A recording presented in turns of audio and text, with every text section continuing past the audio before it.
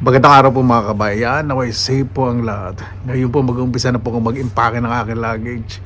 Maniningin po ako ng ibang gamit para po dito sa aking bahay kasi wala ko po yung mga halami. Kailangan po ng mga bagong ilaw. Nung nakaraan nagpunta po tayo sa second hand shop, wala pa tayong nakitang ilaw. Kasi doon sa mga ordinary shop wala po akong makitang ilaw. Yung iniipit lang. Basta parang may sipit sa taas po.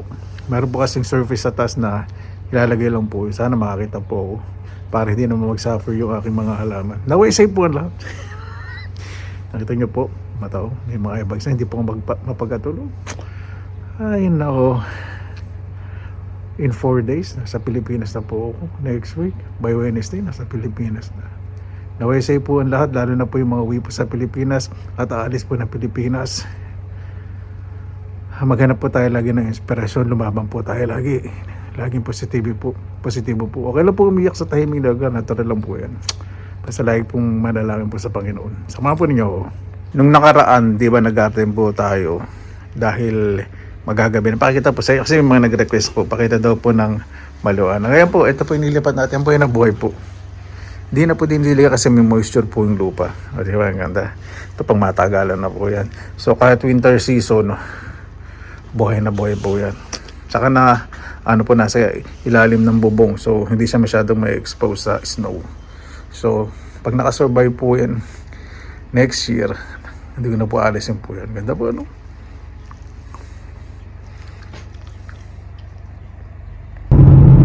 maganda po ang panahon ngayon, medyo maarap. Kapag mag-winter, bihira rin lumabas ang araw pero ang laki. Ito po yung paborito pong second hand shop, Red Cross po, mga donation. Nagdo-donate din po ako dati. Ngayon po wala na ka-donate, halos na donate ko na lahat. So titingin po ako ng ilaw at para po sa alaman na wala akong sarili ko. Kaya sabihin po ako, kasi yung kita po dito talagang tinutulong po nila sa charity. Di ba? Ayan, may nabili po akong mga anik-anik, hindi ko po muna pakikita kasi ilaw na hinahanap ko wala po Pumunta ako sa tindahan, nag-snack.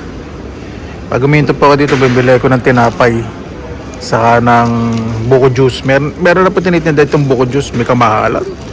Kulang-kulang 3 euro. Dahil magwi-winter na,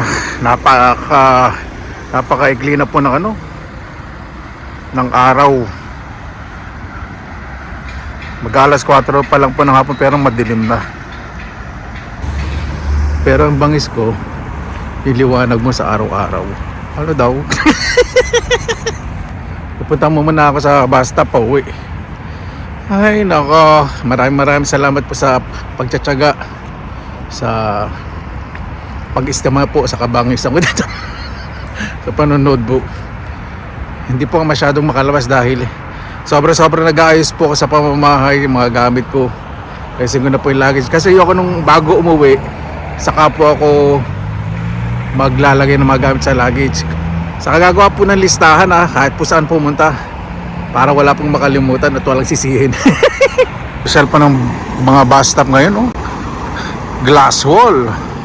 Tapos itong ground, parang may heater yata ito ngayon Tapos mayroon sa mga maglalakad at sa mga magbibisikleta. Itong reddish na yan, sa mga nagbibisikleta yan. Etong gray sa artistang mga naglalakad yan. Di ba? Pakalinis po rito.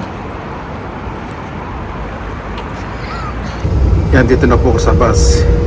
Yan pong na yung machine, scanner po yan sa card, bus card o kaya sa Visa card,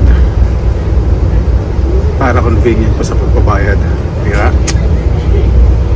At dito sa bus driver, pwede po kayo upgrade ng card kapag paubos na. Hindi na po kayo pupunta sa mga opisina nila, kaya through app. Saka nga pala dito, pag pedestrian, hindi po matitigas ang bungo po ng mga nagdadrive. Sasakyan, minto po talaga sila. Talagang nagbibigay po sila ng space sa mga pedestrian lanes. Hindi po patigasan ng bungo. At dito po sa bus, kahit na siksikan at kahit na may vacant sa upuan nyo sa tabi ninyo, naku, hindi po sila basta umuupo. Mas gusto nila tumayo. Maliban nila kung kapong-kapo sila sa inyo.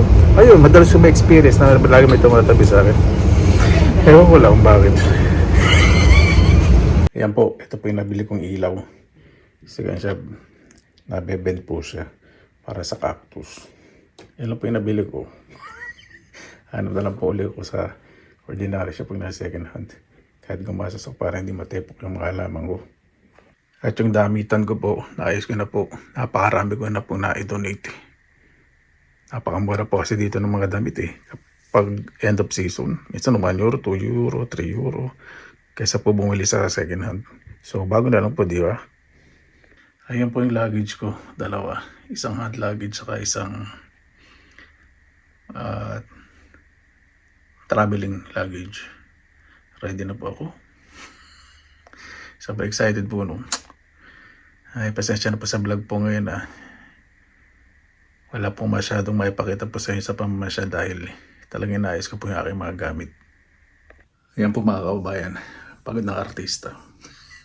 Yung mga lamang ko meron po ditong talong, lemon, saka yung potos at meron ding succulent. Bibili ko po yung halaman.